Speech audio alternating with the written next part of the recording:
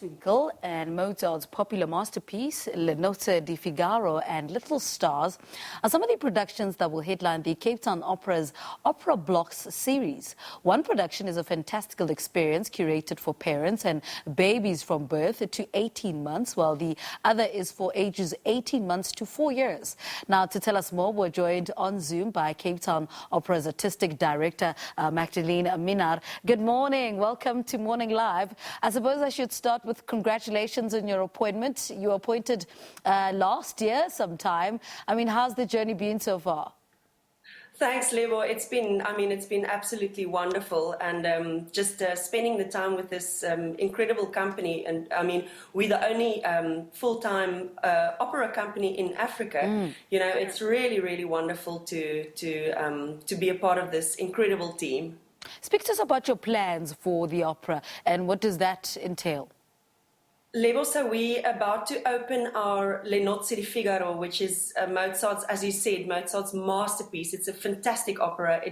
It's funny, it's layered, it's got all these wonderful characters in it, and we are opening at the Artscape Opera House and the Roodepoort Theatre in the next week, and it's a very, very exciting time for us to be doing post-COVID this massive opera, you know, on such a scale with some of South Africa's really, really most wonderful talent. And then, as you also mentioned, we have the Opera Block series, which is for moms with small babies, or parents, I should rather say, with small babies. We have two renditions. We have Twinkle Twinkle, which is for the really small babies, the little ones who can't walk yet, up to 18 months. And then we have Little Stars, which is for the walking babies from 18 months to 4 years, so more the toddlers.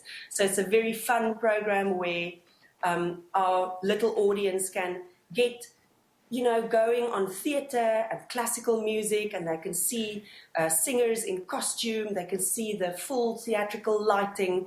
It's just a wonderful program for parents to come and do as a bonding experience with their little ones. I mean, talk to us about this. I can imagine babies watching opera. I mean, tell us about this ambitious plan that you have. So how this concept came about was when my son was born. I, as a classical musician and as an opera singer, I didn't really know where to take him because I wanted to go and see performances, but I knew that, you know, it would be a noise factor or whatever. And, you know, as a mom, you would want to be able to breastfeed or whatever your needs are as a parent. And I started a series called Little Maestros, which did really well and was really geared towards parents with small babies. And what I then did when I joined Cape Town Opera was to transfer this into the operatic arena, which is less of a concert but more a theatrical experience where parent and baby can really experience the theatre as a whole, which means you add the costumes, you add the fantastic lighting, the fun theatre element, you know, with props and sets that is so magical in theatre. So basically we've designed a set where the parents and babies are sitting around a big pool. It looks almost like grass. It's really fun, which is tactile, so the babies can feel and touch everything that's on the little stage. It's not really a stage. They're all on the same level as the performers. And we've made it incredibly safe so that when a baba wants to go exploring or crawling around, they are absolutely you know, able to do so in a safe way. And we also train our performers in a way that they really engage on a level of the baby's age. And that's why we've broken these performances up into different age groups. So we've also worked with an occupational therapist to really hit those milestones and hit the developmental things that we want to give to babies. So it's really a brain boosting experience, it's a bonding experience, but it's also really just a fun morning out for any caregiver and a small baby. Now, I want to talk about La Nozze di Figaro. Tell us a little bit about that. What's the inspiration behind this particular production? So Nozze di Figaro is it's a phenomenal. It's one of the 5 most performed operas in the world, and I specifically chose this piece because of the incredible talent that we have lying around because of COVID. Usually, our best singers go and they go overseas and they make these big careers, but because of COVID, we thankfully have some of them in South Africa at the moment, which is really nice. So we've put together a stellar cast, and like I said, it's a full-scale opera. It's a 2.5-hour experience of really just the most phenomenal music. It's really well-known music. The way that I'm staging it is really funny, and you know, there's a lot of jokes in Mozart's music, which is really wonderful. So it's a brilliant opera for a new person to come and experience if you're not an opera lover. I want to talk about your cast. Conroy Scott, and you've got Brittany Smith as well. Tell us a little bit about them and why they were the best, creatives for these roles.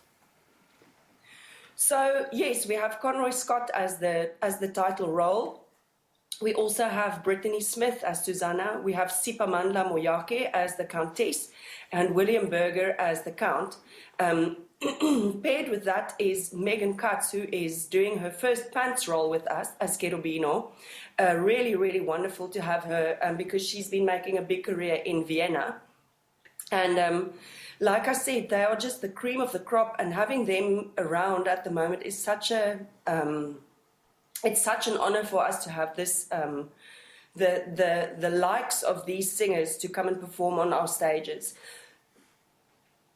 And I just want to, before I let you go, tell us more about the, CTO themes of, sustainability, creativity and diversity, and how you incorporated these in the production. So, yes, I'm so glad that you touch on the sustainability, because there's a big drive in Europe at the moment for green theatre, and what this basically means is that there's the previous trend was to build these enormous sets that cost millions of euros and dollars often, and these sets often just get chopped up when they're not used anymore, and they get discarded. What we are trying to do at Cape Town Opera is to really be sustainable and to build a puzzle piece of set pieces that we can use across productions that are completely modular. And this is an exciting journey for us, and this is our first production that we are doing this with. All right. Magdalene, thank you so much for talking to us. Good luck with your artistic director position for the rest of the upcoming months. She's Cape Town Opera artistic director. She was appointed last year sometime, and she's got big plans for the Cape Town Opera. And she was talking to us about some of the productions, which is Nozze di Figaro, taking place at the Artscape Opera House from the 18th to the 26th of June. And then Twinkle Twinkle, which is the second installment in Cape Town Opera's block series, happening from the 22nd to the 28th of June. That's in the Artscape Theatre Innovation Room. That's opera for babies. All right, let's take a quick ad break. We're back.